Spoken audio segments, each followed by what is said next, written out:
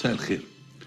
بحب أقول لبعض السادة المشاهدين اللي اتصلوا أو بعتوا فاكسات إنه إذا جت فاكسات أكتر من وقت البرنامج فكل مرة بنديها للضيف يا إما يحب إنه يرد عليها شخصيا على السادة المشاهدين أو ياخد علم بيها علشان على الأقل يعرفوا ما هي التساؤلات اللي موجودة، أو إذا كانت في نية إن احنا نستضيفه مرة أخرى فنجيب على هذه التساؤلات.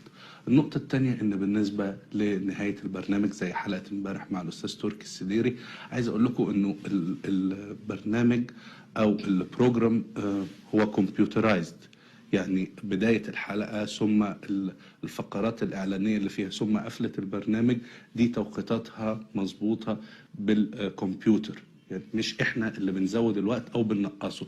فاذا احنا ما قفلناش او قطعنا الحلقة في الميعاد بتاعها او في وقت الاعلان، هو الارسال نفسه هيقطع بشكل اوتوماتيك، يعني ليس في يدي انا شخصيا. عشان كده احيانا بتكون في الدقيقة الاخرانية بحاول ان انا استحث الضيف او الضيفة على ان احنا ننهي في الميعاد عشان نقدر نقفل الحلقة بالظبط بدل ما تقطع علينا واحنا بنتكلم. فارجو يكون ده في توضيح، وده ملوش اي علاقه بمكانه الضيوف ان احنا بنحاول ننهي الحلقه عليهم هم بيتكلموا. في بعض الحلقات في الولايات المتحده بيبقى بتشوف الناس هم بقى بيستمروا في الكلام وبتنزل الاسامي هم مستمرين في الكلام. لسه طبعا احنا في العالم العربي هذا الشيء لسه مش متعودين عليه. بعد ما قلت الكلمتين دول تسمحوا لي ان النهارده ابدا برنامجنا واحدثكم عن ضيفتنا الليله. ضيفتنا الليله احنا بنعتز فعلا وجودها معنا، لأنها تمثل حقيقة نوع من الفن المحترم، الفن القائم على الجمال الداخلي، الفن القائم على احترام قيم الفن والخير والعدل والجمال. الجمال بمعنى ايه؟ ليس فقط جمال الوجه ولكن ايضا جمال النفس وجمال الروح. هي تعيش شخصيتها، تتلبس هذه الشخصيات، تتعامل معها وكأنها جزء معها. لا تستطيع ان هي تمثل اي دور كده بشكل عادي، ولكنها تعيش هذا الدور بشكل جيد، تدرسه بشكل جيد، تحاول ان هي تأخذ من شخصيات شافتها حواليها، تحاول ان هي تجمع من هنا وهناك حتى تستطيع ان تعطي شكل الشخصية، لبس الشخصية، اكسسوارات الشخصية، بحيث ان احنا نشعر بان هي بتعمل ما يمكن ان يسمى بالسهل الممتنع. هي ممكن تكون اخت لينا، تكون خالة لينا، تكون قريبة لينا، بنحس ان هي قريبة من القلب، قريبة من العقل، قريبة من الروح، لان هي جزء مننا، هي بالضبط جزء من نسيج هذا المجتمع العربي، بتتصرف بالتلقائية والفطرية. في الفنان إيليا كازان له مدرسة من التمثيل معروفة اللي هي مدرسة استوديو الممثل، التي تعطي نوع من التوجيهات المعينة للممثل في العالم، وجزء كبير جدا منها يقوم على أنه الممثل يعيش الشخصية بشكل تلقائي، يتصرف الشخصية ولا يتصرف نفسه. يعني في ممثلين كتير في هذا العالم تلاقيه في كل مرة هو نفسه بيتصرف، سواء إذا كان مليونير أو شحات، لكن في كل مرة ضيفة هذا البرنامج وهذه الأمسية بتعيش الشخصية كما هي. نجحت نجاح كبير في مجموعة من الأعمال القليلة ولكنها علامة من علامات فن التمثيل. الشهد والدموع، ليالي الحلمية، جلباب أبي. في السينما عملت الحب قصة قصيرة، وداعا بونابرت، سيداتي سادتي، وأخيرا سارق الفرح، اللي مثلت فيه بالفعل دور متميز ما كان ممكن أن حد يصدقه، لأن هي دائما بتعمل الدور الطيب القريب من القلب، لكن هنا كان دور ما يمكن أن يقال عنه ساقطة ولكنها ضحية بالفعل مقربة إلينا، بنحس إن هي دفعت ثمن مادية هذا العصر. بعد هذه المقدمة الطويلة أحب أقول لكم إن ضيفة النهاردة ليها عدة هوايات، منها مشاهدة الأفلام وبالذات الأفلام الكوميدية إخراج فطين عبد الوهاب، وعمل التريكو وعمل الكفتة المسلوقة. أكيد طبعا هتسألوني ليه الكفتة المسلوقة؟ بعد ما نبدأ الحوار ما هقول لكم ليه حكاية الكفتة المسلوقة. تعالوا سويا نناقش ضيفتنا معنا. بصراحة كانت شيقة جدا وأستاذة بصراحة، يعني يمكن كلنا اتعلمنا منها حاجات حلوة قوي قوي يعني كانت بتدي زي ما تقولي دروس كده حقيقي والله. كانت أمي كده، يعني تحس إن هي فعلا ست بيت لما أسرة، يعني حياة فعلا كانت 10 على 10. جميلة جدا وطبيعية أكنها فعلا أمهم، وهي فعلا يعني ما اقدرش أقول لك يعني اوصف لك الجمال بتاعها قد إيه. مش عارفة أول مرة تطلع في مسلسل في منتهى الجمال بالمنظر ده. والله العظيم جميل جميل جميل. أنا مش عاجبني حد في المسلسل كله اللي هي عاملة كده. أمر ربنا حد يغلى على خلقه. عامله جمال ممتازه، ممثله طبيعيه خالص كده، دخلت قلوب الناس كلها، يعني ممثله كويسه. عبلة كامل اي دور بتعمله بتتقنه بطريقه، يعني انا بحس ان انا اللي في الدور ده، مش هي اللي بتمثل، كانها طبيعيه زينا، كانها واحده من عيلتنا. بتعمل، يعني انا شفت لها كذا دور، مش بس في المسلسل ده، في فيلم قبل كده دخلت لها بس مش فاكره اسمه ايه. عملت دور رهيب، كانها هي مش البنت الطيبه اللي بنشوفها على طول كده، اللي هو بتاع سارق الفرح تقريبا، كانت طالعه بدور مختلف خالص. الفنانة عبلة كامل، أهلا بيكي. تقدري تقولي لي إيه حكاية الكفتة المسلوقة دي؟ أولا ليه كفتة مسلوقة؟ يعني الكفتة يا مشوية يا محمد؟ إيه الكفتة المسلوقة؟ مساء الخير. النور. هي انا ما اعرفش هي ليه كده، بس انا عملتها كده وبتطلع حلوه خالص. ليه يعني بتاكلي ليه كفتة مسلوقة؟ يعني بتحبيها عشان بيبقى تدافع نفسي عنها هذا الدفاع الشديد يعني. بيبقى نفسي اكل كفته وبعدين ما بقدرش. المفروض ان احنا بندهن الصواني مع انه رز الكفته او بيبقى فيها شويه دهون. دي بتتعمل من غير، يعني لازم تبقى اللحمه حمراء خالص، بتتفرم مرتين، تحط عليها بصل وملح وفلفل ونعناع، وتتسلق زي اللحمه العاديه، فتبقى طعمها احلى وتبقى خفيفه، ومهما تاكل بقى ما بتشبعش حضرتك خالص. طب انت عارفه ليه انا سالتك عن موضوع الكفته المسلوقه؟ لا مش انا هقول لك انا سالتك ليه. علشان انا شايفك قاعده مرعوبه، فبحاول يعني اكلمك في اي موضوع قبل ما اكلمك عن التمثيل، لان ممكن يكون هذا هو الموضوع الوحيد اللي ما يضايقكيش دلوقتي. لان بحس انك انت مخضوضه من حجم النجاح اللي حصل لك في مسلسل في جلباب ابي. انت مرعوبه من رد فعل الناس بالشكل ده؟ طبعا، لانه انا ما كنتش متوقعه كده، يعني عارفه انه ان شاء الله كان هينجح، بس كانت مفاجاه. يعني رد الفعل كان مفاجاه، لانه كان الاستقبال يعني اعلى مما توقعت. فشويه مخضوضه، لان مش عارفه بعد كده ايه الادوار اللي ممكن تتعرض عليا، فمش عارفه هعمل ايه، مش عارفه هل نفس الادوار اللي هتتعرض عليا هتبقى نفس المستوى ده ولا اقل، لو اقل هعمل ايه، والناس مستنيه ايه بقى. فدي المشكله. فانا هكسر كل ده وهعمل، يعني ان شاء الله هعمل دور صغير قوي بعد المسلسل، عشان ما حدش يستنى مني بقى يعني. طب ليه هذا الخوف؟ احيانا بعض الناس بيذكروا بنشوه النجاح. انت النجاح جايب معاكي نتيجه خوف. انت قلت لي انت ابتديتي تمثلي في مسلسل هارون الرشيد بعد نجاح في جلباب ابي، لقيتي صعوبه وانت بتمثلي اول يوم خايفه؟ لان احنا كنا واخدين اجازه 15 يوم من هارون الرشيد. احنا بقالنا بنصور 4 اشهر، فال 15 يوم دول ما بعملش حاجه غير اني قاعده في البيت بتفرج شويه على التلفزيون، وبعدين بيجي لي مكالمات كتير قوي استحسان يعني. فالحاله يعني انا معذوره، يعني الحاله تروش كويس. فلما جيت اصور، من كتر ما بتفرج على جلباب ابي او متاثره شويه بالحاله، لقيت نفسي عامله مش عارفه اركز، بس بعدها ركزت الحمد لله. لكن الكفته المسلوقه بتخلي الناس يمثلوا كويس؟ ممتازه. كويس. انا مبسوط انك ابتديتي تتحكم. بصي، عايزك تحكي للناس انت ابتديتي تمثلي ازاي؟ امتى ابتديتي تحبي التمثيل وازاي اثر في حياتك؟ واحنا في الجامعه كان وقتها في مسابقه الجامعه الكاس، يعني ممارسه نشاط. ففريق التمثيل برضو كان فيه نجوم نجمات في الجامعه، طالبات بس نجمات في التمثيل، يعني في الانشطه. لا ما كانش في وقتها زي مين، ده هو على مستوى الجامعه كلها يعني مش كله. معروفين مش يعني معروفين. طالبات بس برضو نجمات في الجامعه بس. فعايزين حد يطلع يقول لهم يا للمسيح مم. كلمه. فقالوا لي ممكن تبقي تيجي يعني تحضري معانا بروفات وتقولي يا للمسيح. مم. فقلت اروح اقول ايه يعني المشكله، هي كلهم بيتعالوا قوي على الجمله. فرحت قلتها لهم، كان وقتها الدكتور حسن عبد الحميد هو المخرج. فتاني سنه اخدت ممثله اولى جامعات. على كلمه يلا لا المسيح. دي اول سنه اللي دي كانت خدمه انسانيه. ما كانش في دماغي خالص ان انا راح امثل. تمثلي خدمه للناس.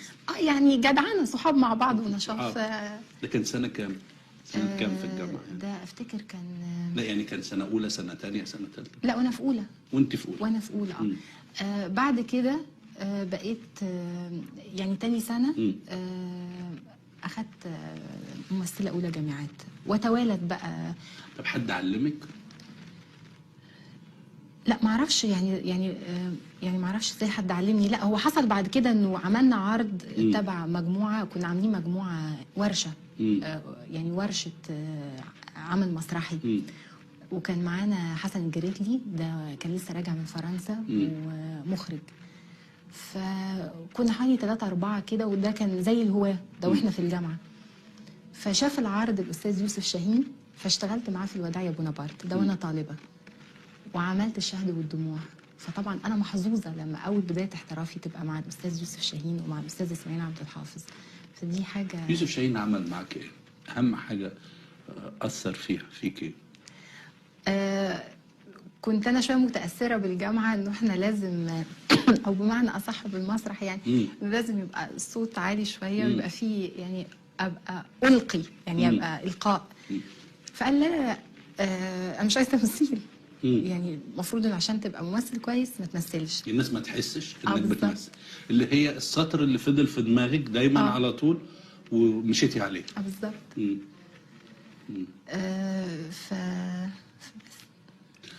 ده اللي استفدتيه من يوسف شاهين، انه الممثل ما يمثلش. اسماعيل عبد الحافظ عمل معاك ايه في الشهد والدموع؟ علمك ازاي اولا تعملي مع كاميرا الفيديو؟ ده اكيد طبعا. وبعدين برضه هو الفيديو يخض يعني مش زي السينما. لا ده انا اللي سماعتي طلعت مش بشاور لك على السماعه. اصل انا متفق مع مدام عبله انه اذا السماعه بتاعتها طلعت فهعمل لها كده علشان فانا اللي سماعتي طلعت فبعمل كده فخفت. لا ما تخافيش. هو عم اسماعيل، انا اسمح لي ان انا اقول عليه عم اسماعيل لانه احنا دي حاجه ما اعرفش الجمهور يعرفها ولا لا، انه كل الممثلين اللي بيتعاملوا معاه بيقولوا له كده، بيقولوا له يا عم اسماعيل، لان هو يعني في ابويه كده شديده يعني. فهو بس الرهبه اتكسرت يعني رهبه الفيديو اتكسرت معاه واهتمامه بيا كممثله، انه ازاي يعني يظهر قدراتي يعني التمثيليه، وانه يستوعبني وانه يصبر عليا، لانه ما فيش الفيديو شويه ما بقاش فيه صبر خصوصا مع اللي بيبتدوا لسه. فهو كان رحيم بيا يعني.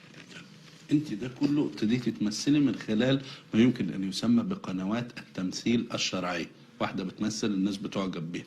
في معروف دائما في الوسط الفني انه دائما بيكون في شلل او تركيبات معينه او حياه اجتماعيه او الكلام ده كله. انا صعب جدا ان الواحد يكون مثلا فتح مجله فشاف ان هذه الحفله فيها عبله كامل او كنت موجوده هنا او هنا او هنا او هنا، يعني ما بتكونيش خالص في الاماكن العامه.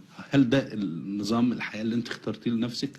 لا هو انا ما اقدرش اقول انه زمايلي او باقي الوسط الفني انه الناس لما بتحضر حفلات دي حاجه تعبها يعني. لا ما بقولش عيب بس ما بنشوفكيش انت في ده. لا هو بس في مشكله انه يعني ما فيش وقت يعني في ولاد وما فيش وقت. عندك انا عرفت توأم. عندي بنتين. ربنا يخليهم. الله يخليك. 9 سنين ونص. 9 سنين ونص. ربنا يخليهم. اسمهم ايه؟ فاطمه وزينب.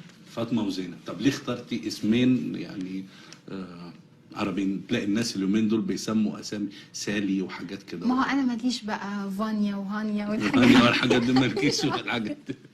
بس فاطمه وزينب طبعا اسامي جميله. انا حابه الاسامي قوي بتاعتهم كمان. فبس مش موقف من الحفلات ولا موقف من انه انا اتبسط، بس فعلا مفيش وقت يعني. حتى لو في شويه وقت بيبقوا على قد فسحهم هم، ويعني الوقت ضيق قوي. نقدر نقول عندك شغاله؟ طبعا. عندك شغاله. طبعا. شغالين ولا واحده؟ لا، عندي 2 بيبدلوا سوا عشان بيبدلوا. الاجازات. عشان الاجازات. شغل البيت في جزء منه انت بتعمليه؟ طبعا. زي ايه؟ يعني الاكل. الاكل انت اللي بتطبخي يوميا؟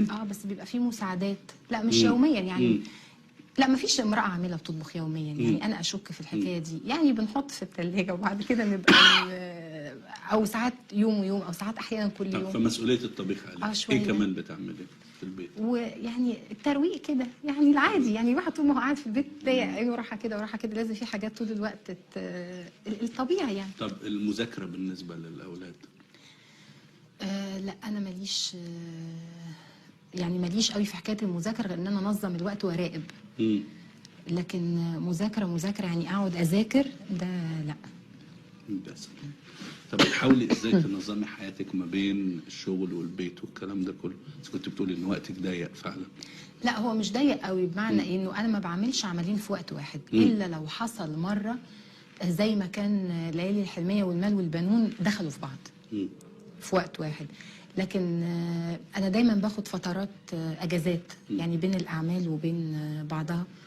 وبعدين طول الوقت كان بيبقى عندي مسرح. في المسرح بيبقى لطيف في حاجه انه يناموا وبعدين انزل اروح اشتغل. فانا معاهم طول اليوم، فهم حاسين ان امهم ما بتشتغلش. ايوه. فدي بتبقى ميزه يعني. الفلوس بالنسبه لك بتعني ايه؟ يعني هي الفلوس مهمه عشان الناس تصرفها تعيش بيها يعني، بس مش هي اساسي. بس طبعا لها يعني مهمه تتحط في الحاجات كده يعني في بنود الحياه يعني. طب عاده بنشوف الممثلات لما بيكون معاهم فلوس بيشتروا هدوم سينيه، ماركات مشهوره وحاجات كده. انت مشهوره انك دايما بتختاري الحاجات البسيطه، ممكن تشرحي لي وجهه نظرك في هذا الموضوع؟ انا هتكلم عن الادوار اللي بعملها ولا بشكل عام في الحياه؟ بشكل عام في حياتك. بشكل عام يعني انا شايفه ان انا بلبس معقول. ولما بتبقى فيه فرصه يعني لللبس، لما بيبقى فيه مناسبه بلبس في حدود المناسبه. بس بشكل عام مش عايش عشان البس يعني، او دي وجه. بس في ناس اذا بيساعدها اللبس فده شيء جميل، بس انا لو بتساعدني حاجه تانية. ايه اكتر حاجه تساعدك؟ مثلا القرايه، مشاهده الافلام، الحياه العامه، الحياه الاسريه، نجاحك، ايه بالظبط في ترتيب اولوياتك؟ لا، انا هقول لحضرتك حاجات خاصه باللبس الاول، بما ان حضرتك طرحت الموضوع يعني. انا بحب الفضه قوي. الفضه؟ بحب الفضه بشكل غير عادي. يعني ممكن يبقى يعني زي ما بيقولوا بجنان. انا بحب الفضه جدا. تجمعي مثلا حاجات فضه في البيت؟ احب البس فضه كتير كتير كتير، بس انا دلوقتي مش قادره البس فضه عشان يعني ما يصحش ابقى لابسه فضه كتير كده يعني عشان البرنامج. بس انا بحب الفضه قوي. لكن غير كده ايه هو ترتيب الاهتمامات في حياتك؟ انا عمري ما فكرت انه يعني حضرتك او اي حد يسالني انه انا برات يعني ترتيب السعاده، لان السعاده دي اصلها بتبقى لحظات كده. لحظات يعني مثلا اول يوم ولادي رايحين فيه المدرسه وهم صغيرين، فده كان يوم سعيد قوي. يوم استلام جايزه يبقى يوم حلو قوي.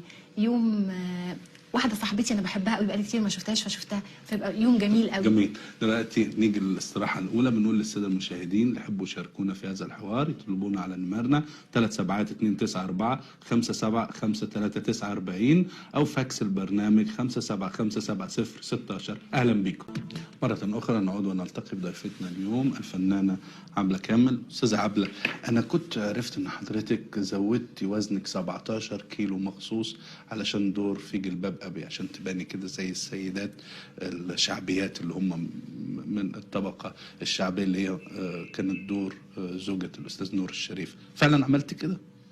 هو ده حقيقي حصل يعني. مخصوص سبت نفسك. طب اكيد شيء ممتع طبعا الواحد ياكل على راحته يعني. لا، ده اكتر من راحته كمان يعني.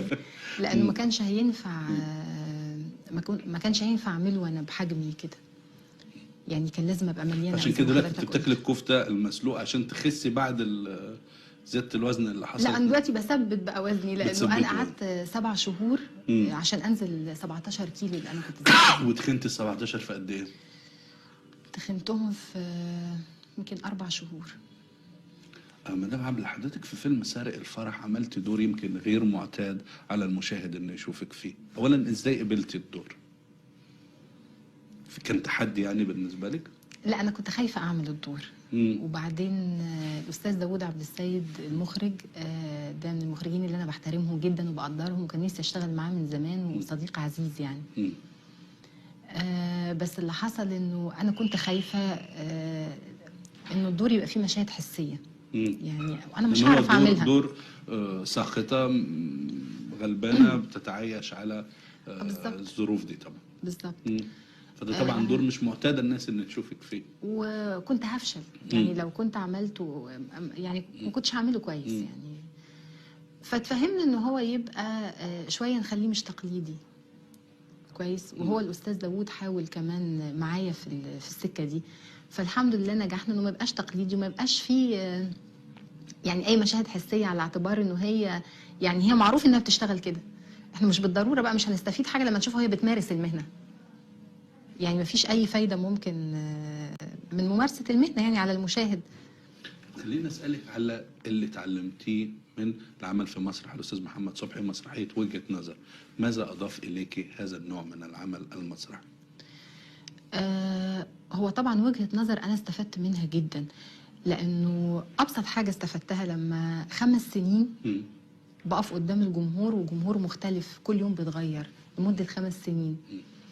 فده مهم جدا، يعني في خبره اتكونت حتى من غير انا ما احس بيها، من غير ما اشعر بيها، بس اختزنت خبرات. بعد كده ابتدت تطلع لوحدها، النتيجه بقت تبان لوحدها. فدي حاجه مهمه جدا. طب الدور في حد ذاته كان صعب مش سهل؟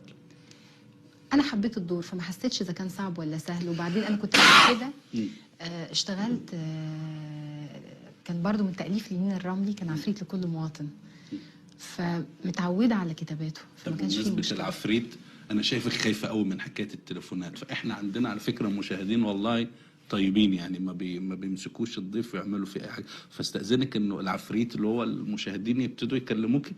اهلا وسهلا. ما تخافيش. مين معانا دلوقتي؟ الاخت هبه النبوي، تتفضل. ايوه، مساء الخير يا استاذ عماد. مساء النور. السلامه. الله يسلمك. تكون قضيت اجازه كويسه مع البغبغانات والعصافير ربنا يخليكي، ميرسي قوي. مساء الخير يا مدام عبله. اهلا وسهلا. ارجو حاجه ما تكونيش خايفه ولا حاجه لا لا خالص. اولا انا بحييكي طبعا من كل قلبي على الوجبه الممتعه اللي قدمتيها لنا يعني. وانا بقول لك ان حضرتك يعني اديتي درس لجميع ممثلات مصر، انك جريئه جدا، انك طالعه من غير مكياج ومن غير اي رتوش، وطبعا كنت احلى وجه بيطل علينا في رمضان. وبعدين حضرتك طبعا كنت قابلتي بدور انك تقومي بام لممثلين تقريبا في نفس سنك يعني. فده درس الحقيقه بحييكي عليه لكل الممثلين والممثلات. حضرتك مش عارفه تعملي ايه بعد كده بعد نجاحك الساحق في الدور ده. هل بعد كده يعني واحده زي حضرتك تبتدي تتوجه للعالميه؟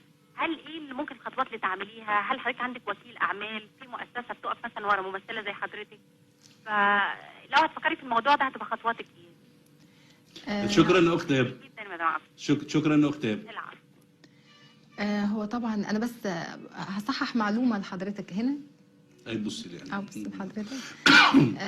انه المكياج، لا انا عملت مكياج في المسلسل اللي هو مرحله السن الكبير. كنت بعمل مكياج يعني مثلا النهارده حضرتك ما رضيتيش تعملي مكياج. احنا عندنا هنا يعني تيم مكياج ممتاز جدا. حضرتك قلتي لا انا مبسوطه. والله حطيت روج بس اتمسح وانا بشرب. بتشربي ايه؟ ينسون. بشرب ينسون. طب كويس. فبس بصحح المعلومه دي للاخت يعني. وبعدين حضرتك بتقولي مؤسسه وعالميه ان يبقى عندك وكيل وحد ياخد باله منك. لا انا ما اعتقدش الحكايه مش كده خالص. طبعا انا شاكره ليها انه دي تمنياتها الخاصه، يعني انه انا ابقى كده، بس ده مش مطروح. وانا هفضل يعني انا ما فيش حاجه حصلت، يعني انا هختار اي دور يتعرض عليا واكون حباه حتى لو كان جمله ملوش علاقه بالبطولات. فهو ده يعني ده اللي انا ان شاء الله هعمله بعد كده. مين معنا على الخط؟ الو، الاستاذ ناصر الزهراني، اتفضل. الو، مساء الخير يا استاذ الكريم. مساء النور يا استاذ ناصر، اهلا بيك. كيفك يا سيدي؟ ومساء الخير يا مدام عبله. ام فاطمه، اقدر اقول ام فاطمه؟ اهلا وسهلا. وسلامتكم اثنينكم، انتم من البرد باين عليكم كحوا كثير اليوم. قاعدين احنا بنرد على بعض يعني كونشيرتو الكحة يعني. الله يسلمك. الله يخليك. سيدتي الكريمة، نحن كمتتبعين لأعمالك في منطقة الخليج، أول شيء أحب أقول لك نرفع ما فوق هاماتنا حبا وكرامة وتقديرا لما تقدمين من فن جيد وذوق فني مرهف وأداء عظيم. خاصة في المسلسل الأخير، فلك الشكر والتقدير والدعاء أن تكرمينا بمثل هذا العمل، وأهلا وسهلا بك بيننا في بيوتنا وفي قلوبنا وفي كل الأوقات. والسؤالين، الأول، هل هناك تكملة للمسلسل؟ والسؤال الثاني، هل هناك مسلسل أو سيناريو مسلسل جديد في مستوى المسلسل المذكور؟ شكرا أستاذ ناصر، شكر. هو أنا بس عندي مشكلة. السؤال الأول مثلا. السؤال الأول، هل هناك تكملة للمسلسل؟ لا، مفيش تكملة. لا مفيش تكملة. طب هل في مسلسل تاني مقدم إليكي أو بتشتغلي فيه في نفس قوة هذا العمل وهيكون قريب للناس بنفس هذا الشكل؟ أعتقد إنه يتهيألي إنه هارون الرشيد اللي هو الأمير المجهول، رغم إنه هو في جانب تاريخي وكده، مش هيكون تقيل على الناس يعني؟ لا، لأنه لغته رقيقة جدا وسلسة جدا أستاذ عبد السلام أمين، فيتهيألي إنه إن شاء الله يعني نأمل إن هو يلاقي نفسه النجاح. طبعا معك الأستاذ نور في لأن هو كان هنا ضيفنا. الأستاذ نور الشريف. الشغل مع أستاذ نور بيبقى شكله إيه؟ هو الحقيقة أنا كانت يعني أنا كنت مخضوضة قوي وأنا في بداية الشغل، بس هو في ميزة الأستاذ نور إن هو كريم، يعني زي ما بقول كده، يعني فنان كريم، يعني ما بيبخلش بالظبط، ما بيبخلش بخبرته ولا بفنه، فدي من الحاجات اللي تحسب له. فأنا كنت مستمتعة جدا وأنا بشتغل معاه، وكانت ملاحظاته يعني زي ما بيقولوا فعلا في الصميم. طب عادة كتير من الممثلين هو ممكن يكون بيهتم بدوره هو شخصيا، بيبذل الجهد ده، لكن لما تلاقي حد بيساعدك في هذا الموضوع وبعدين ما بتتضايقيش، لأنه ممكن تحس إن حد برضه بيمارس أستاذية عليك، بس يبدو إن هو له طريقة يعني قريبة من الناس، إن هم بيبقوا مبسوطين إن هو يديهم التوجيه ده. أنا كنت سعيدة بتوجيهاته، أنا ما حسيتش خالص إنه بيمارس أستاذيته يعني.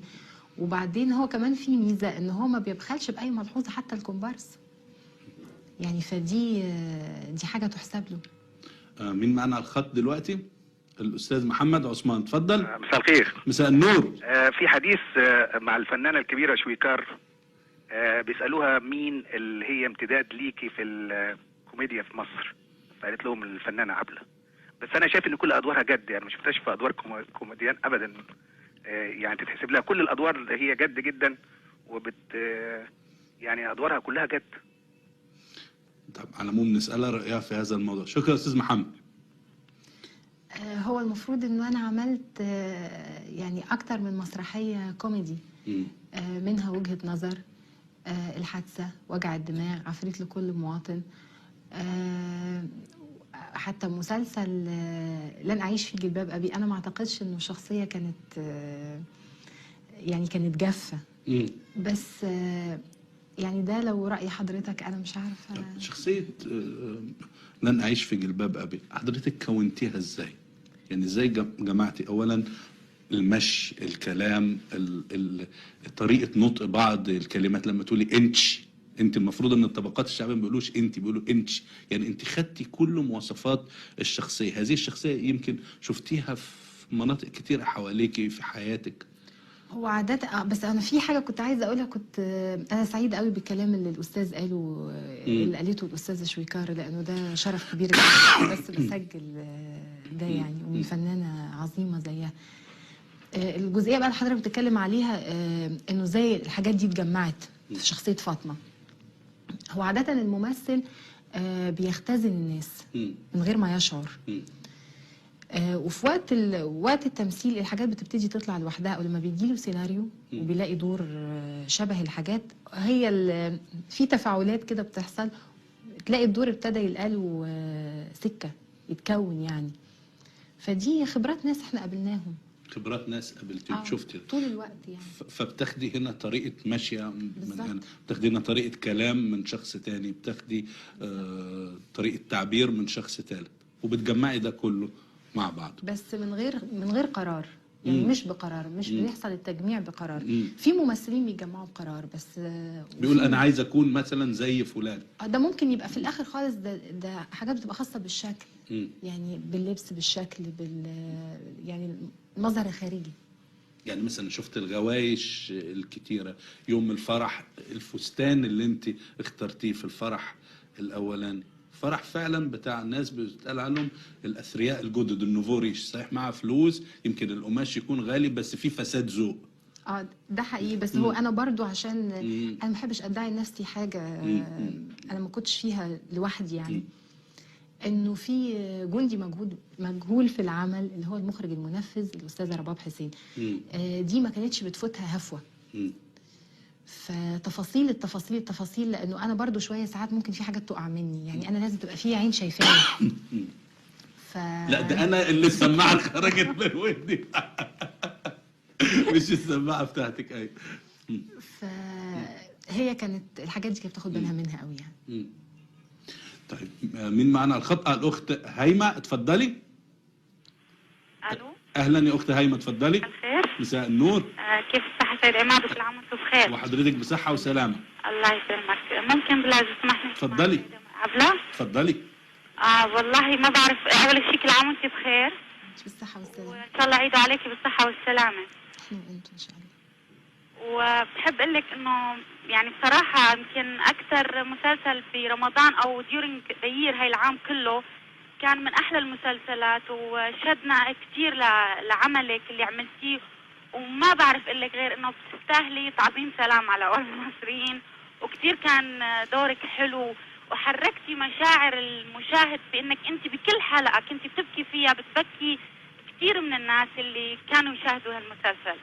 وانا مو من طبعي اني بحب اشوف مسلسلات عربي كثير، لانه اغلب الاحيان بتفترض الغباء بالمشاهد، ودائما بتلاقي في نقص بالقصه، وفي لازم البطل هو اللي ينتصر في النهايه والى اخره. بس هذه قصه كانت متكامله، واحسنتي الاختيار للسيد احسان عبد القدوس. شكرا اخت هيمه. شكرا كثير. الله يخليك. باي باي.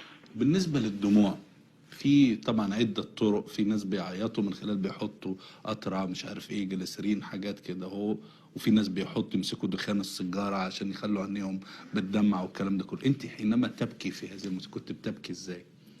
بكاء حقيقي، بكاء من الداخل؟ هو انا هقول لحضرتك على حاجه. اولا دخان السيجاره دي يعني انا اول مره. لا انا شفتها والله، شفتها. لا انا مصدقاك طبعا. بس هو حتى لو اي يعني لو حصل في وقت من الاوقات ان اي ممثل حط اي حاجه في عينه عشان خاطر يعيط، مش ممكن يبقى هو ده الاساس، لانه الاعاده اكتر من مليون مره، مش ممكن كل مره هيبتدي يحط في عينيه، كل مره هيبتدي يحط في عينيه، فهي المشاعر بتبقى هي الغالبه يعني في الحكايه دي.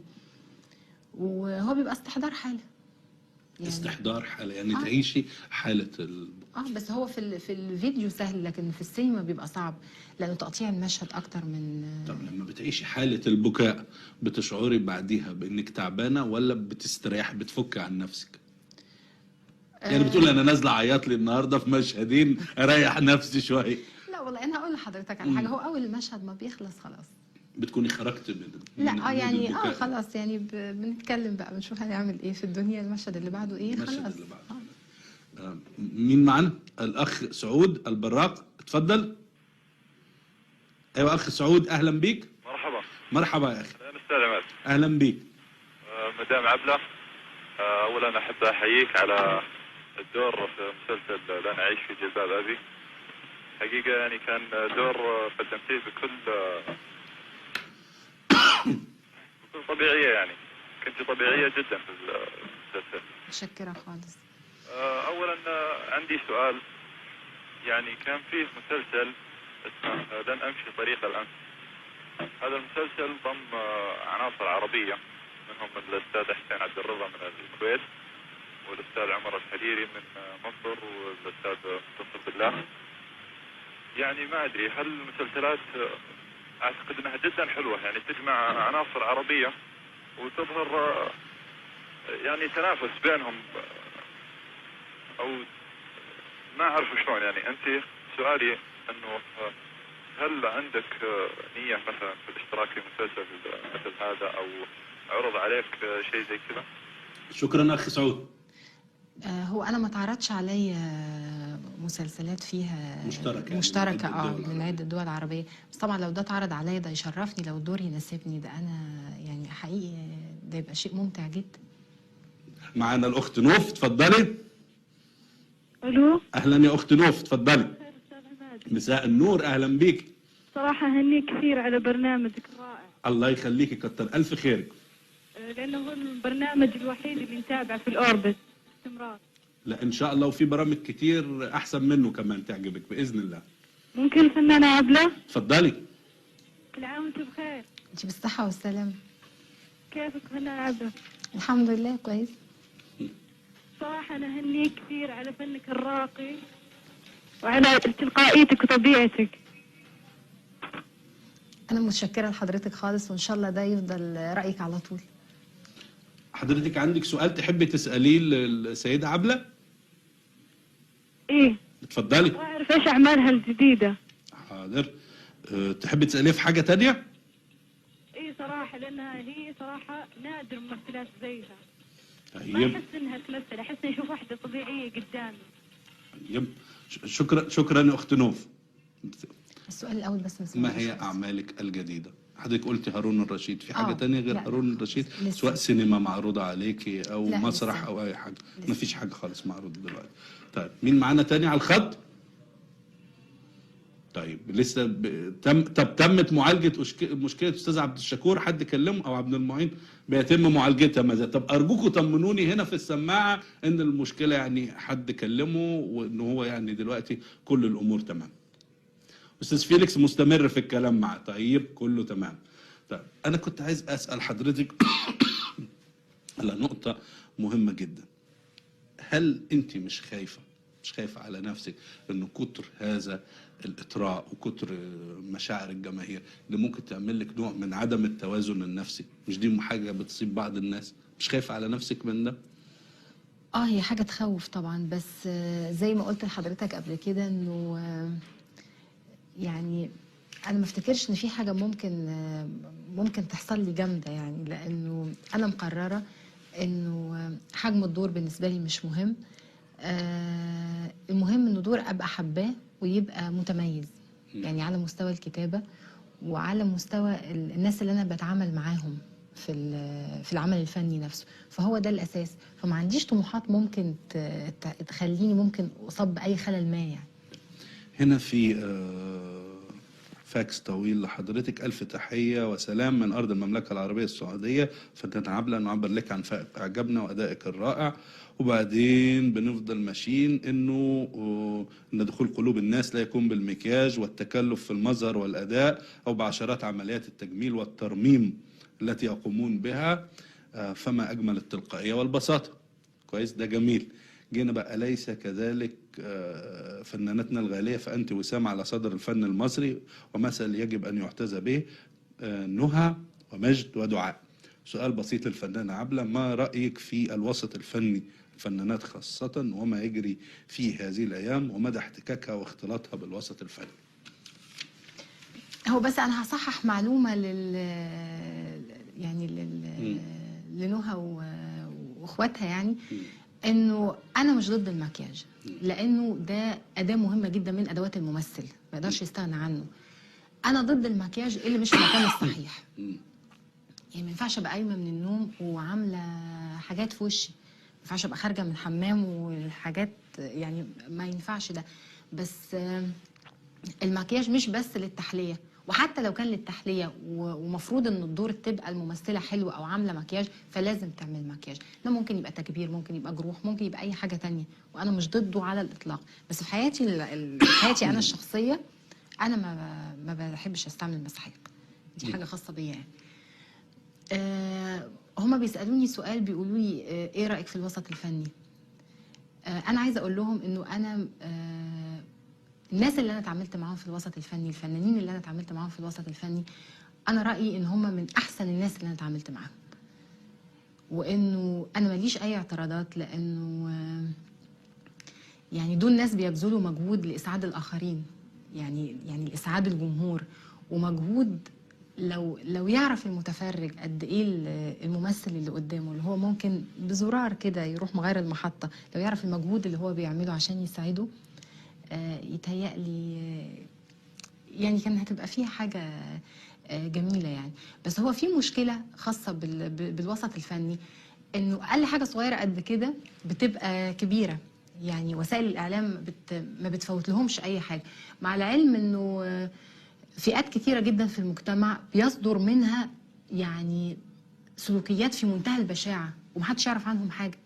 يعني هو ده بس الفرق. فأنا عايزة أقول لها إنه بس المشكلة إن كل الحاجات في الوسط الفني بتتعرف عشان شخصيات عامة ومشهورة. عشان شخصيات عامة ومشهورة. بس أنا ماليش أي اعتراضات على زمايلي،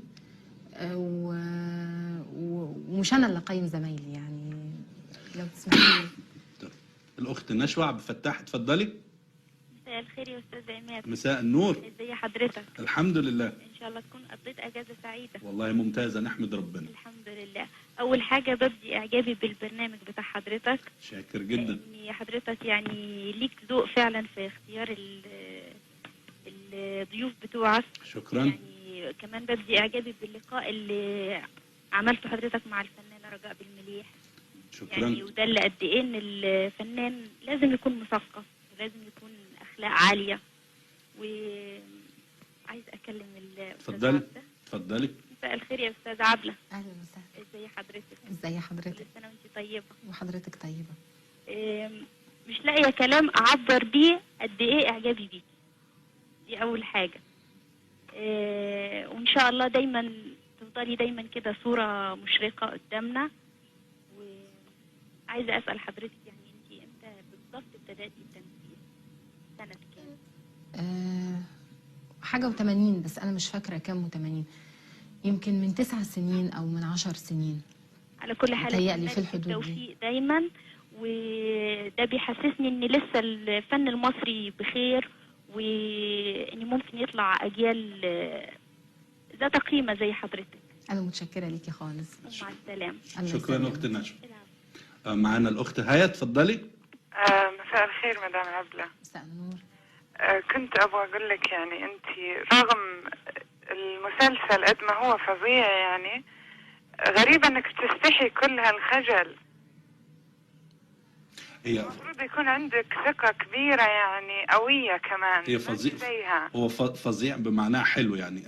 انت في مصر ممكن اخت هيا تشرحي لها يعني ايه فظيع بمفهوم حضرتك، عشان في مصر لما حد يقول فظيع معناه انه وحش. انا قصدي خطيرة يعني. كان جميل يعني. جدا. انا متشكره لحضرتك خالص. فبتقولي انت بتستحي، هي خايفه خدها انك تكوني بتتكسفي. لا خالص، انا ما بتكسفش، بس انا ببقى حابه اسمع كويس. بس لكن سؤال، انا عندي سؤالين. اتفضلي. اول شيء كم عندك اولاد؟ 2. هي قالت توأم، فاطمه وزينب. ما شاء الله.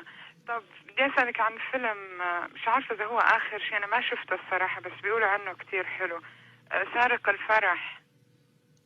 ايوه. هو ايش بالضبط قصته او عن ايش يعني؟ حضرتك عايزه ملخصه ولا تحكوا لك مشهد مشهد؟ على العموم هي هتقول لحضرتك. سمعت عن الفيلم بس ما شفته. هتقول لحضرتك ملخص له دلوقتي. شكرا. طيب شكرا. يعني هو اصل انا ما بعرفش احكي كويس، بس هو بيدور احداثه في حي في مصر اسمه حي الدويقه، والمفروض انه ده حي فقير جدا، وفي 2 عايزين يتجوزوا مش عارفين يتجوزوا لسوء احوالهم الاقتصاديه. دي القصه الاساسيه يعني اللي في الفيلم. وفي بقى شخصيات تانية مختلفه يعني في السياق. انا منهم. طيب.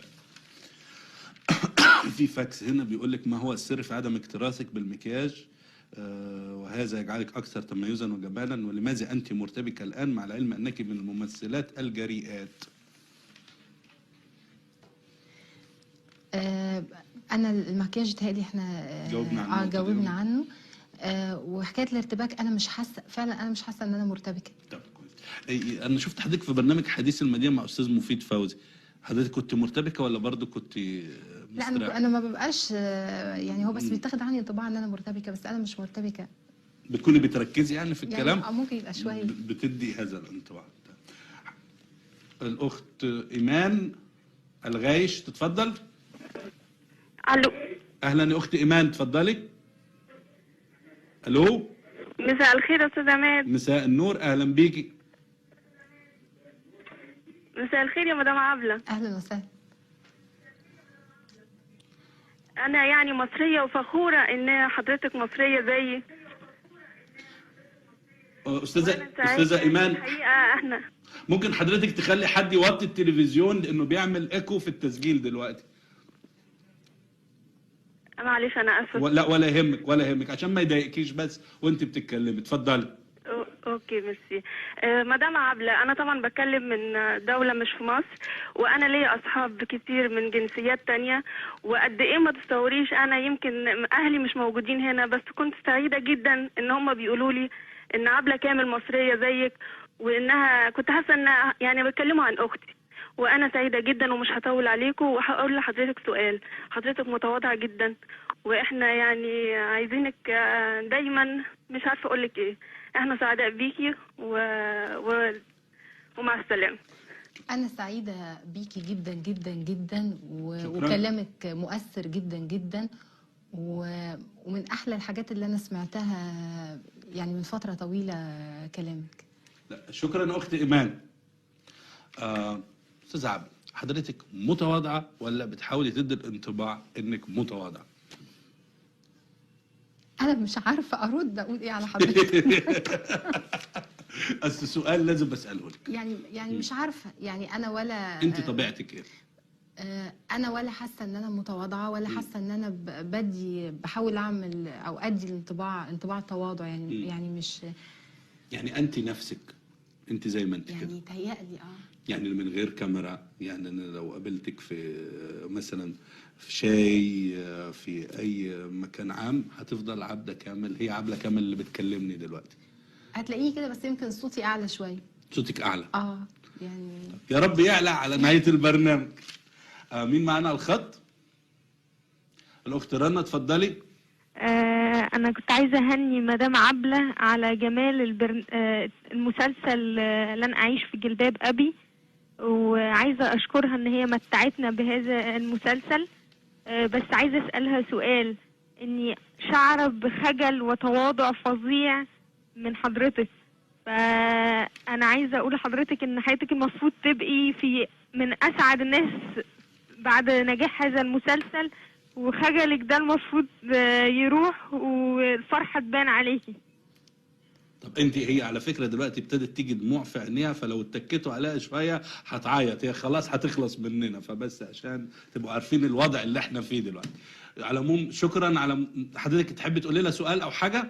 أنا بس كنت عايزة أهنيها وأشكرها على إنها متعتنا، ويا ريت نشوفها في أعمال أكتر بهذا النجاح يا رب. طيب شكرا. مع السلامة. الحمد لله. مين معانا على الخط؟ الأخت هالة عبد الفتاح، اتفضلي. مساء النور. ازي الصحة يا أستاذ عماد؟ الحمد لله. والله ممكن أكلم الفنانة عبلة؟ اتفضلي.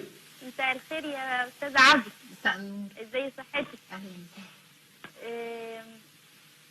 حضرتك يعني مش عارفة أقول لك إن أنت قد إيه أسعدتينا في رمضان يعني، ومن أحلى المسلسلات اللي أثرت، يعني مش رأيي أنا لوحدي، رأي كل اللي حواليا، وأتمنى لك دايما الازدهار كده. وكنت عايزة أسأل حضرتك إيه آخر الأعمال اللي هي مقبلة في الأفلام أو مسلسلات؟ هو هارون الرشيد، الأمير المجهول. وبالنسبة للمسرح؟ المسرح لسه. طيب احنا بنتمنى لك التوفيق، وانا على فكرة مش عارفة اعبر، مش لاقية كلام، يعني كل الكلام الحلو هم قالوه اللي ابدوا اعجابهم بيكي، سامعة كله بيقول كلام حلو، مش عارفة اقول لك زيادة عن كده. شكرا. دلوقتي في فاكس من الأخت هدى رياض، هي مقيمة في قطر، بتقول انه نفس الحوار الذي دار بينه وبين ابنك عبد الوهاب اللي هو ابنها في نفس السن وهو صغير، نفس الحوار الذي دار بيني وبينه وبين ابني أيمن، وفكرتيني ثانيا بنفسي دلوقتي وأنا أعمل لأني أقيم في دولة قطر، وأتصل بابني لأنه يدرس حاليا في جمهورية مصر، ونفس حوارك مع عبد الوهاب على التليفون عن الأكل واللبس وبكائك هو نفس ما حدث لي عند التحدث لابني، لدرجة أن زوجي وكل أصدقائي قالوا لي هو الممثلة عبلة كامل اتصلت بيكي علشان تعرف الحوار. لهذا الحد كنت قريبة من قلب كل أم. ربنا يوفقك وإحنا حبيناكي زي ما انت. اوعي تضعي المكياج وخلي شعرك زي ما هو وانت زي العسل كده. اعتقد انا نفسي انك تحتفظي بالفاكس ده لانه فاكس جميل عن مشاعر طبعا امومه شديده جدا. لحظه وانت بتكلمي عبد الوهاب في اللبس والبس الفانيلا بالبقلوب والكلام ده كله، بتحسي انت نفسك انه يمكن يكون نفس المشهد ده مع بناتك مع اولادك؟ انا بعمل معاهم كده. يعني لما الدنيا بتبقى برد بتقل لهم كده وبلبسهم الحاجات ممكن تبقى عكس بعضها يعني زياده في الوسوسه. ولما يبقوا فعلا رايحين مكان انا مش موجوده فيه بقول لهم كله كويس عشان مش هبقى موجوده اقعد اقول لكم كله ما تاكلوش، انتوا من نفسكم تبقوا عارفين. بعمل كده بالظبط. احنا معانا دلوقتي سؤال من اصغر مشاهد للبرنامج، الاخ عبد الله، اتفضل. الو. ايوه اخ عبد الله، اهلا بيك. السلام عليكم. عليكم السلام. عندك كام سنه؟ انا عمري 14 سنه. 14. اهلا بيك، اتفضل سؤالك. اولا اريد ان ابي ارحب بالفنانه عبلة كامل. طيب. وانا عندي سؤال. اتفضل. وفي قصه لن اعيش في جلباب ابي. ايوه. كان طريقه في تمثيلها وفي لبسها ويعني بلبسها واكلها ويعني يعني حتى يعني وجهها وكل شيء يعني كان يعني صدق. فما كان شعورها وهي يعني تصور المسلسل، وهل هذه يعني القصة جزء منها؟ هل في جانب شخصي يعني منها؟ اي نعم. طيب شكرا اخ عبد الله. شكرا. طيب يا ريت في وقت قصير علشان الاستراحة الثانية جت تجاوبيها السؤال. هو انه في حاجة مني طبعا قريبة مني، هي بتهيألي قريبة من كل ام، يعني على مستوى الكتابة هي معمولة قريبة من كل الامهات. بقيت السؤال الاولاني ايه؟ انه هل انت كان شعورك ايه وانت بتمثلي الجوانب الشخصيه ده؟ انا كنت يعني كنت مبسوطه وانا بشتغل وكنت فرحانه بالدور وحاساه حقيقي، يعني حاساه دم ولحم، يعني متجسد على الورق قدامي دم ولحم. وكان المجموعه كلها كانت جت الاستراحه. بنقول لكم اتصلوا بينا بعد الاستراحه. مره اخرى نعود ونلتقي بضيفتنا اليوم الفنانه عبلة كامل. استاذ عبلة، جالك فاكس من الاستاذ محمد غداف بيقول أود أن يفهم جميع من يعمل بالفن بجميع صور وأنواعه أن الفن مساوي تماما للإبداع، لأنه لن يكون هناك فن بدون إبداع، والذي يريد أن يرى أين الفن من الإبداع في التمثيل العربي النسائي يرى ثلاثة: فاتن حمامة، منى واصف من سوريا، وعبلة كامل، مع الشكر له. مجرد رأي وشكرا، وأرجو منها السير إلى الأمام بدون خوف. أما بالنسبة لطلب الأستاذ محمد غداف عن الدكتور حسين مؤنس فإن شاء الله نهتم بالطلب ده. معنا الأخ أحمد الشريف. ألو. ألو. أيوة أخ أحمد، أهلا بيك. مساء الخير يا أستاذ جمال. مساء النور أستاذ. أولا أنا ليا سؤال لحضرتك. اتفضل. يعني إعلامي قدير. أنا تحت أمرك، اتفضل. بس أنا مش إعلامي ومش قدير، لكن تحت أمر. اتفضل. أنا بلاحظ دايما يعني هضم حق الكلمة في أي عمل فني. يعني بنسمع أغنية ناجحة وبيتم التركيز على النجم، سواء اللي هو المؤدي المغني أيوة. أو الملحن. أيوة. بينما سبب الإبداع ده أساسا الكلمة المكتوبة. عندك حق. ودائما في إغفال لهذا الموضوع. عندك حق. في نفس هذا المسلسل أيضا. أيوة. يعني لا يجب أن نغفل الأستاذ مصطفى محرم عمله في كتابة السيناريو والحوار. طبعا. وأنا أرى أن هذا هو الإبداع الحقيقي في هذا المسلسل. عندك حق. ولولا هذا الإبداع ما كان النجوم دول دلوقتي بهذا الإعجاب اللي نالوه من المشاهدين. طبعا. فأنا أرجو إنصافهم. وعايز أسأل بقى مدام عبلة، يعني دور الأستاذ أحمد توفيق كمخرج اللي هو قائد هذا العمل، وما سمعناش ولا كلمة يعني جميع البرامج التي يعني حدثت حول هذا المسلسل ما قالت لناش المخرج ده رب العمل، يعني ايه دوره، بصمته ايه عليهم كنجوم كممثلين. تمام. نفسي اعرف ده بس من مدام عبلة طبعا. بعد شكرها على الابداع اللي عملته لنا في المسلسل. شكرا استاذ. شكرا يا استاذ. شكرا. هو طبعا انا مع حضرتك في انه الكلمه هي الاساس، بس انا مش مع حضرتك انه الاستاذ مصطفى محرم والاستاذ احمد توفيق يعني انا افتكر انه الصحافه اتكلمت كتير قوي عنهم، وده حقهم وده اقل كمان من اللي يستحقوه. اللي يخص لو حضرتك بتسالني انا طبعا النص كان او يعني الشخصيه على الورق، انا رايي انه لها فضل كبير قوي عليا، لانه انا ما بالفش، يعني الكلام اللي مكتوب هو اللي كان بيحركني. زائد الاستاذ احمد توفيق، وزي ما قلت لو حضرتك متابع البرنامج من الاول، انا قلت انه طبعا الاستاذ احمد توفيق يعني ده استاذ كبير لينا كلنا، وشغله واضح على الشاشه، يعني حتى مش محتاج انه احنا نتكلم عنه. بس قلت ان في الجندي المجهول اللي هو الاستاذه رباب حسين، وعلى فكره هي تبقى زوجة الاستاذ احمد توفيق وهي المخرج المنفذ. قلت انه من غير التفاصيل اللي هي كانت بتعملها، التفاصيل الخاصه باللبس، التفاصيل الخاصه بالحركه، ما كنتش عرفت اشتغل. وقلت برضو انه في حاجات بتقع مني، يعني انا لازم تبقى في عين شايفاني وبتحركني. العين دي اللي هي عين المخرج وعين الاستاذه رباب كمان. فهم بصراحه، ومن ضمن الحاجات كمان انه يعني التفاصيل انه نبقى قاعدين في الصالون وهي فاطمه قاعده على الارض بتحشي كوسه مش عارفه ولا بتخرط بطاطس، فدي تفصيلات مخرج، يعني ده مش شغل تمثيل.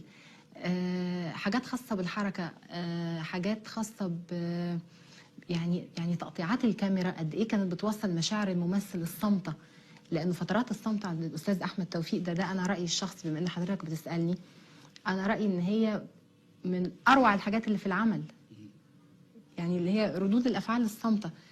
فكل ده يحسب له، واختياره نص زي ده كمان ده يحسب له، لانه في النهايه هو المخرج اللي بيختار النص. فانا مع حضرتك ومتشكره جدا لحضرتك كمان انه انت يعني اديت لنا فرصه ان احنا نديهم حقهم، هم يستحقوا اكتر من كده. معنا الاخت شيرين زهران، اتفضلي. مساء الخير يا حاجه فاطمه. يسعد مساكي بقى. انا ليا سؤالين. اتفضلي. اول سؤال، وانتي بتمثلي دور الام، كنتي بتحسي ان انتي امهم، يعني بتحسي اكنك من ام للابن، ولا بس اكنك من فنان لفنان؟ هما الحاجتين مش منفصلين، يعني زميل لبقيه زملائه، ومن ام لولادها، لان هما كانوا متميزين قوي، ويتهيألي ان هم اجادوا في ادوارهم. ففعلا كنت حاسه ان هم اولا هم مع بعض، يعني الولاد مع بعض كانوا علاقات اخوه، وانا كنت حاسه فعلا ان هم زي ولادي، يعني ولاد لما هيكبروا ممكن يبقى فيهم يعني حاجات منهم حركه البيت، مش عارفه ايه الحاجات دي. حضرتك شايفه طبعا اختيار الشخصيات، ناهد، رشدي، منال، البنت الثالثه اسمها وفاء صادق، حنان ترك، كلهم كان اختيارات، ومحمد رياض له دور عبد الوهاب. كان اختيارات مظبوطه لكل دور، كل واحد فيهم. بالظبط. حضرتك كان في علاقه بينك وبينهم بره الكاميرا؟ يعني طبعا. بيحصل ايه بقى اللي هو الكلام ما بين البنات والام؟ لا، هو بره الكاميرا ما كانش بنات وامهم، بره الكاميرا كنا كلنا بقى مع بعض اصحاب يعني. بس هو كان في حاجات بتحصل، انه منال مثلا كانت حامل، وهي فعلا يعني حامل في الحلقات وحامل في الحقيقه. منال سلامه كانت حامل.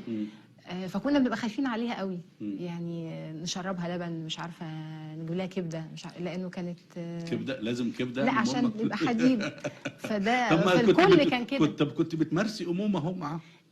لا، صحوبيه يعني، كانت في دي صحوبيه، مش انا لوحدي، الكل الحقيقه كان كده. حنان هي اصلا فيها شقاوه، يعني البنوته الشقيه، فكانت الحاجات يعني متركبه صح يتهيألي. دلوقتي في لسه السؤال بتاع حضرتك اخت شيرين، قلت ليكي سؤال تاني. اتفضلي. اولاد حضرتك كانوا بيحسوا بايه لما كانوا يشوفوكي اكن ام لحد تاني غيرهم؟ لا، هو انا اولادي ما لهمش في التلفزيون خالص. لا يعني مثلا عمرهم ما شافوكي انت كنتي تمثلي على التلفزيون لأم او لاي دور؟ يعني هم مش، معلش انا يؤسفني ان انا اقول ده، بس هم بيتفرجوا على الكرتون اكتر حاجه، يعني بيحبوا يتفرجوا عليها الكرتون. وعندي بنت ما يعني ملهاش في يعني غير في الكرتون بس، حاجات الاطفال. وبنتي التانية لما تتفرج على حلقة تبقى فخورة بيا، يعني تبقى فرحانة انها شايفة امها، يعني زي ما تشوف اي حد من صحابها مثلا اي مذيع بيعمل معاه لقاء في التلفزيون فهتفرح انها شايفة امها اللي قاعدة جنبها في التلفزيون قدامها. يعني يعني شوية هم مش. شكرا شكرا شكرا اخت شيرين. مين معنا على الخط؟ الاخ عبد الله دبلول. مساء الخير يا استاذ عماد. مساء النور يا اخ عبد الله. مساء الخير يا مدام عبلة. اهلا وسهلا. سيدي الحقيقه اول مره احب استفسر عن صحتك. لا صحتي كويسه الحمد لله. كيف عامل ان شاء الله يعني بتحذر ضيوفك من ناحيه الانفلونزا اللي عندك يعني؟ ما نعمل ايه بس حاجه مش بايدي والله، لكن ادعي لي. الحمد لله تمام. الحمد لله. الله يخليك. سيدي الحقيقه انا يعني التمس من شخصك انكم يعني تستضيفوا الاستاذ القسطيني. ايوه خالد القشطيني. نعم خالد القشطيني. نعم لانه الحقيقه ازعجنا بحكايه الصلع والصلع، ولا يعني هو يفتخر جدا بصلعته فنحب نشوفها. حاضر، يعني هو زميل في حزب الصلع فيهمنا طبعا، وانت عارف طبعا انه البقاء ايه؟ عارف النظريه دي؟ أصلع. نعم. البقاء للاصلع مش الاصلح طبعا. تمام تحت امرك. سؤال حضرتك. مدام عبلة، ظهورك في رمضان لم يكن مفاجأة لنا، بل امتداد لرأينا بشخصك الكريم، وأحب أن ننقل لك الصورة المكونة عنك هنا. فنحن نعتبرك الفنانة العربية الأولى لا منافس لك، فسلاسة أسلوبك ومرونة أدائك شيء رائع، وثقي بأنني أجد أنك متفردة وحجم فنك أكبر حتى من كل من شاركك في المسلسل لنا أعيش في جلباب أبي، وحتى أكبر من المسلسل ذاته. فنحن حقيقة لم نتعود على حجم هذا الأداء الراقي في تاريخ السينما العربية. وأنوه هنا عن التوفيق الشديد الذي جرى الأديب الأستاذ عماد الدين أديب في إمتاعنا باستضافتك. وأود أن أؤكد لك أو أقصد السيدة عبلة أنني لا أرى من هو في حجم أن يفرض عليها أستاذيته، وأعتقد أنها تضيف إلى كل من يشاركها في أي عمل فني وتظهره حتى ولو كان نور الشريف. وأود أن أنقل المسلسل بالكامل إلى الأستاذ حسن مصطفى. الحقيقة أنا التقيت بشخصه مع احترامي لشخصه إلا أنه كان مصر على محدودية إمكانيات المدام عبلة وعن عدم إمكانيتها في أداء أدوار البطولة في أي برنامج. وأود أن أسألها يعني بشدة قربها من الجمهور وشدة بساطة وجمال أدائها لماذا لا تقوم بعمل إنساني فني عن مكافحة المخدرات أو عن المخدرات، لأنه زي ما أنت عارف وزي ما تكلمت في برنامج قبل. أيوه. يعني أعتقد إنه المدام عبلة أكثر من يمكن ينقل الصورة حقيقة إلى قلوب الناس. أنا آسف للإطالة. شكرا أخ عبد الله. وشكرا جزيلا. شكرا أستاذ عبد الله. عندك أي تعقيب؟ أنا شاكرة طبعا لحضرتك جدا، يعني الكلام اللي حضرتك قلته عني وسعيدة بيه جدا، وأتمنى إن ده يبقى رأي حضرتك على طول. وبس عايزة أقول حاجة صغيرة، إنه اللي يخص الأستاذ نور الشريف أنا فعلا استفدت من الشغل معاه بشكل شخصي، وهو فعلا أفادني وملاحظاته كانت مهمة جدا بالنسبة لي. وكتير من الفنانات أو الفنانين دايما يشكروا في توجيهاته ليهم. يعني ده حقيقي عشان أنا أحب أدي للناس حقها.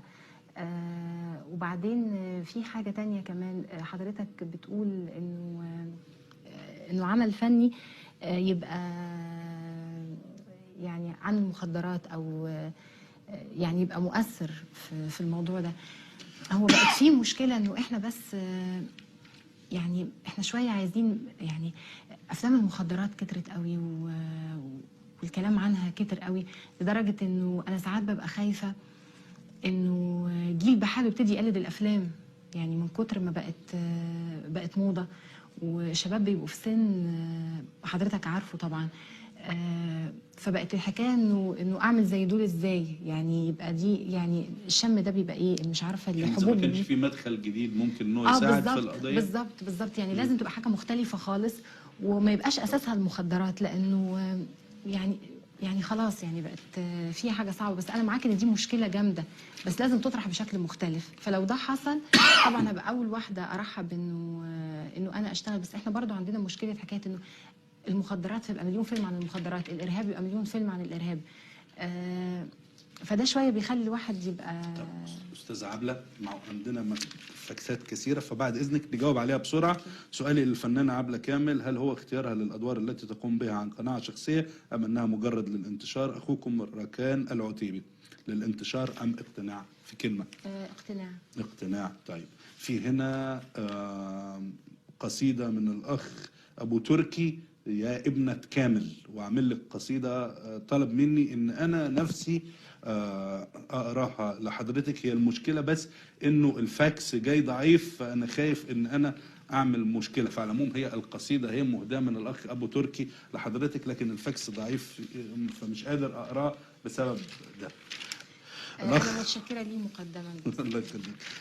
الاخ ابو محمد او ابو حمد من ابها طالب شخصيات معينه. انا حاضر، وهذه الفكره نهتم بيها اللي هو طالبها مني. ثانيا هنا في الاخ طلال بن سعود بن عبد العزيز: احب ان ابدي اعجابي الشديد بشخصكم وادبك واسلوبك الراقي. العفو، شكرا.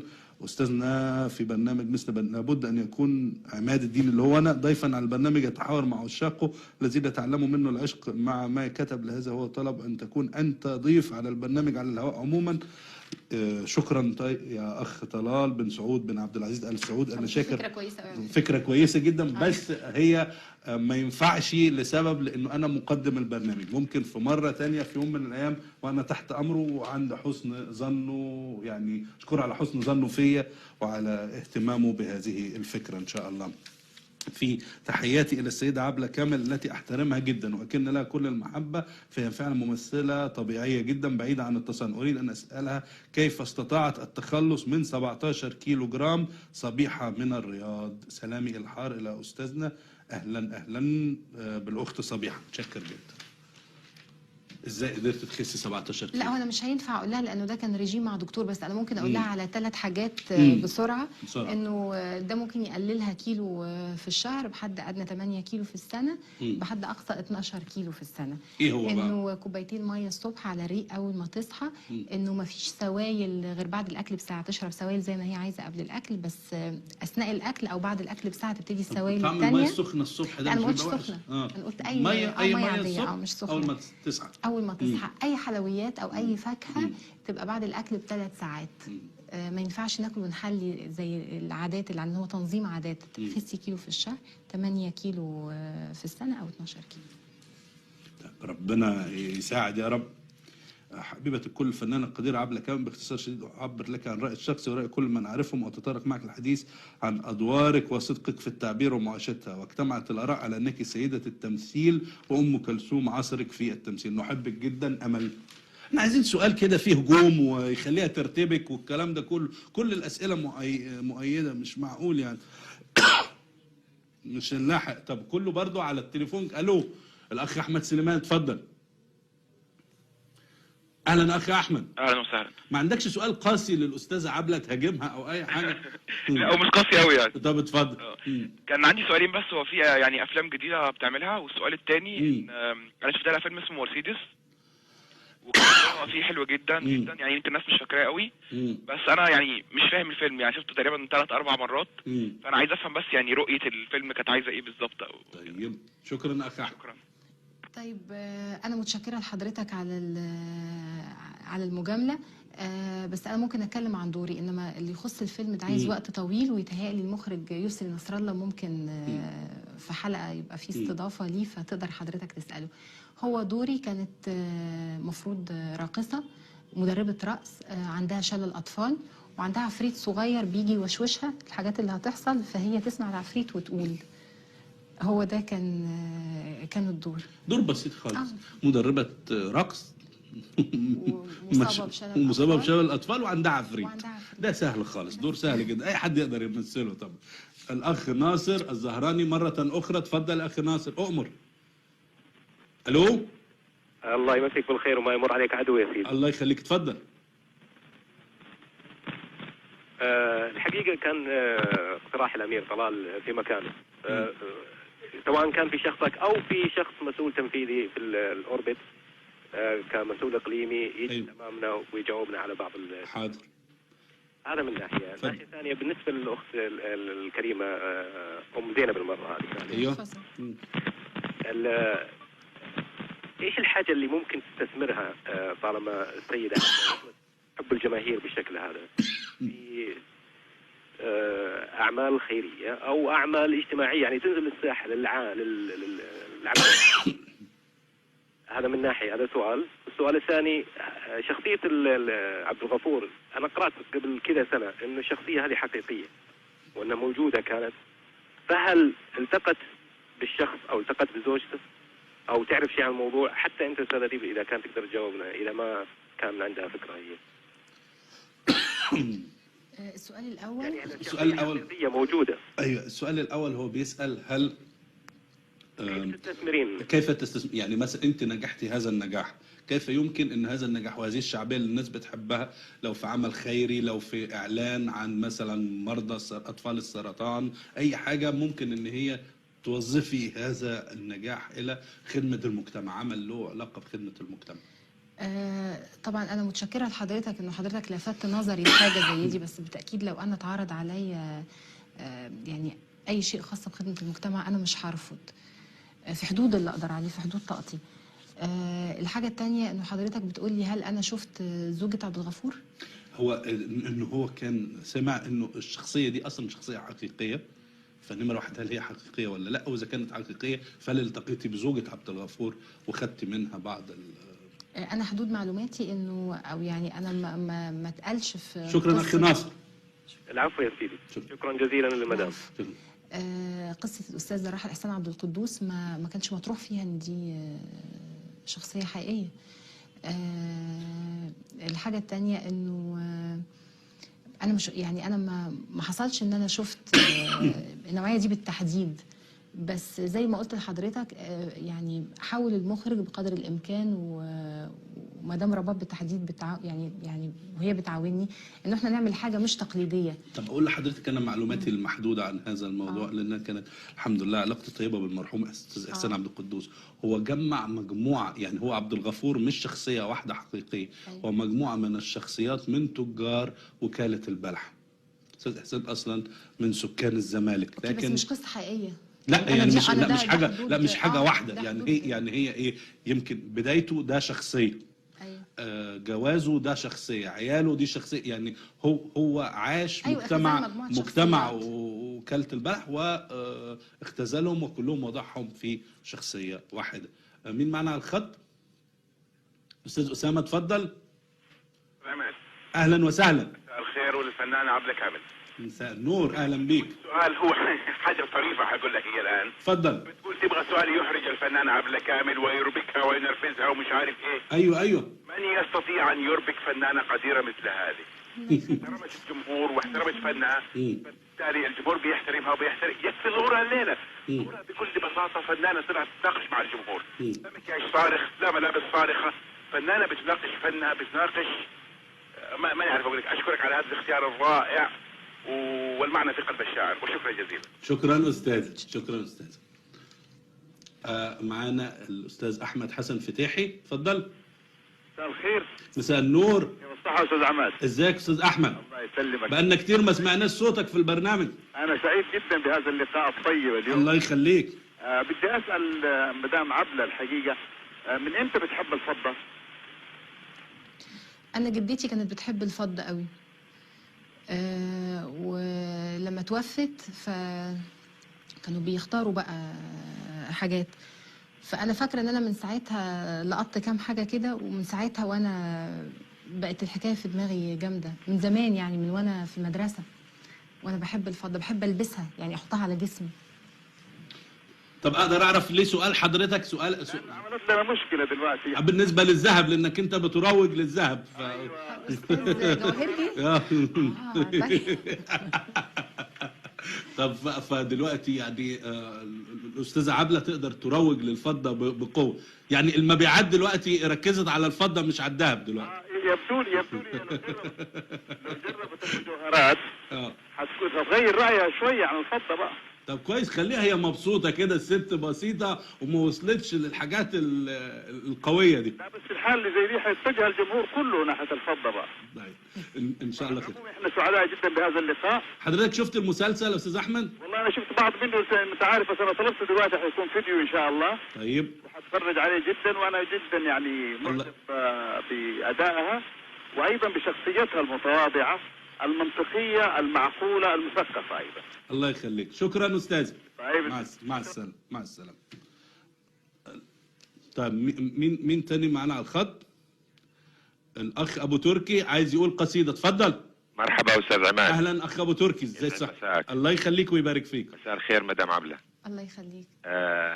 انا كنت ارسلت الفاكس للاسف ان هو ما كانش واضح، فيا ريت حضرتك تقوله على طول عشان الوقت. على طول. اتفضل. يا ابنة كامل، عبله انا لست عنتر ولست عاشقا يا ابنة كامل، قد حالفك النجاح فاحذري لا يختلط الحابل بالنابل، ويأخذك الغرور فتسقط عليك لعنة الفراعنة كأنها قنابل، فطريق النجاح تملأه الأشواك فلا تتكاسلي ولا تجامل، واستمري فمن جد وجد ومن زرع حصد بالكامل، وأنت أهل للنجاح فكل الطرق أمامك مليئة بالمشاعل، وأدعوه أن يحفظ فاطمة وزينب ليكونوا من الأوائل،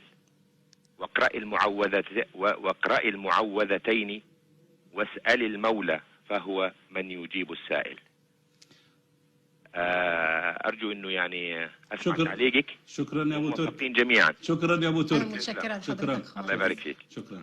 وطبعا قصيدة من قلبه، هو طبعا بيحذرك من نقطة ما تفهميهاش غلط، اللي هو فكرة الغرور، لأن هذا رد الفعل من جانب الناس ممكن لو إنسان ما عندوش توازن داخلي وتماسك داخلي ممكن يعمل معاه رد فعل عكسي.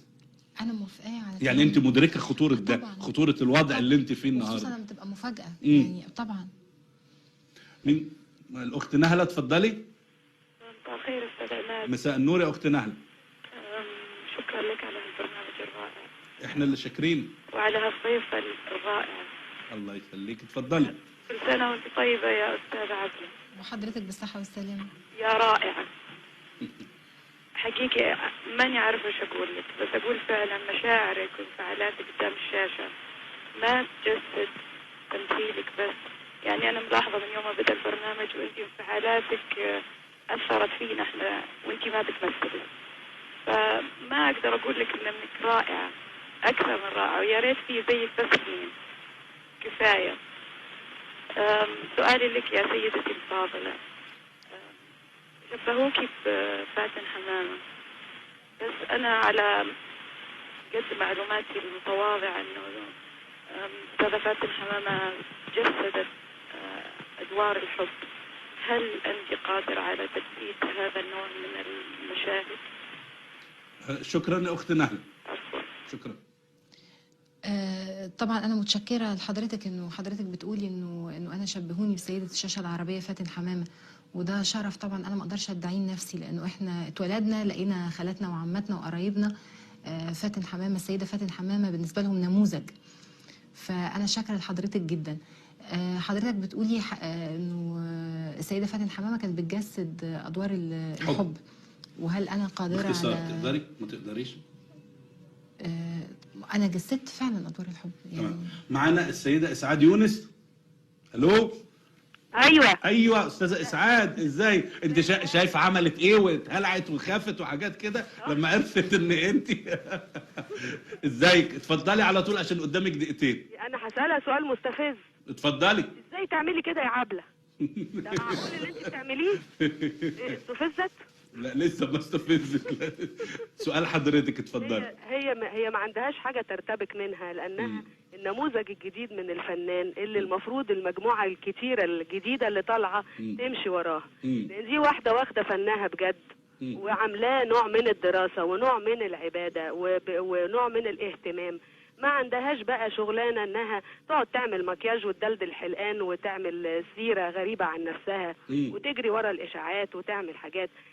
ده الموديل الجديد للفنانه اللي المفروض كل الصغيرين زي اللي اشتغلوا معاها يمشوا وراها، وانا فخوره ان عبله كامل زميلتي. طب دلوقتي، انا عايز اقول لك حاجه مدام اسعاد، مش ممكن دلوقتي عبله لو ما عندهاش تماسك داخلي تتغر وتبقى مأساة؟ يعني ممكن يكون كل النجاح ده يقضي عليها؟ اصل هي مش داخله المهنه دي علشان المظاهر بتاعتها، هي داخله المهنه دي علشان قلب المهنه ولبها. حلوه الجمله دي؟ حلوه، لا ده قويه يعني هي واخده الحكايه بجد وعايزه تثبت شيء ليها وللاخرين. وبعد الاستراحه بقى اسالها عن تجربتها. ده مش استراحه، ده نهايه البرنامج، انا هسالها عن تجربتها. في الاخراج. بس هي اخرجت؟ امال انا ما اعرفش المعلومه دي. طب ده شيء جميل. أنا فرحانة قوي بمكالمة الأستاذة إسعاد، يعني سعادتي بيها فوق الخيال، وده حقيقة أنا بقول ده بصدق يعني. فرحانة بالمكالمة قوي، بس مش عارفة أعلق، يعني مش عارفة أقول إيه، لأنه مش عارفة، بس أنا فرحانة جامد. أستاذة عبلة، شكرا أستاذة إسعاد، شكرا أستاذة عبلة على صبرك ووقتك، وندعو لك بكل توفيق، وإلى اللقاء يوم السبت مرة